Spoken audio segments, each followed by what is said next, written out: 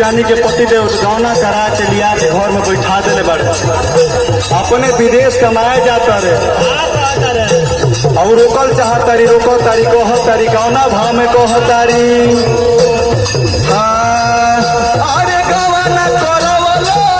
पिया घरे बैठवलो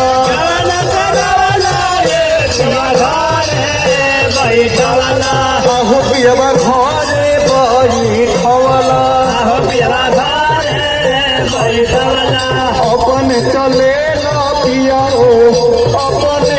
चले न पिया हो पूर्वी बनी झिया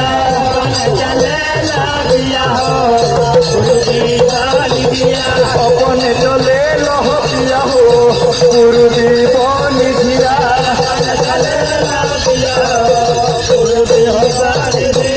अपने चले न पिया हो पूर्वी बनी झिया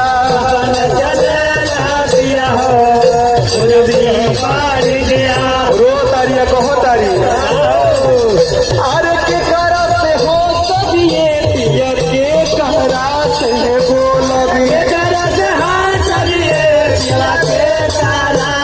आहो पियवा के कहरा से बोलबी आहो पिया के कहरा से बोलबी केकरा से कह भी राजा हो केकरा से कह भी सैया हो दिलावा के बतिया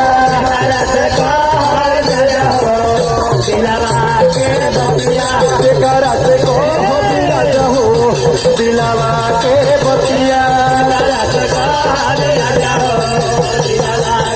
केकरा से कह भी पिया हो दिलावा के बतिया भैया हो आगे का भई कह तारी की देखी ऐसा मत करी लेकिन वो कह तारे का कह तारे अरे सासू जी से बोली हो धनी नन तो से हसी हो आहो धनी नन तो से हसी हो आहो धनिया नन तो से हसी हो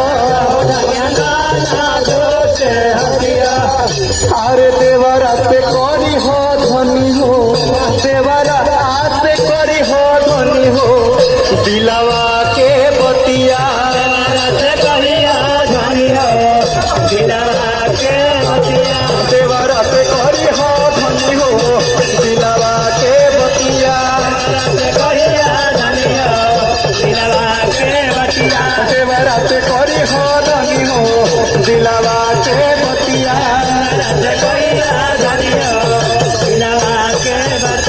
हे नरेंद्र बाबू कह तारी अरे सासू जी न बोली है पिया नो ना हंसी है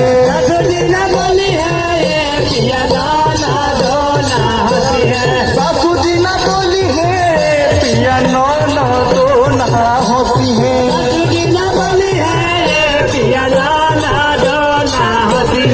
एहो पिया नो ना हंसी है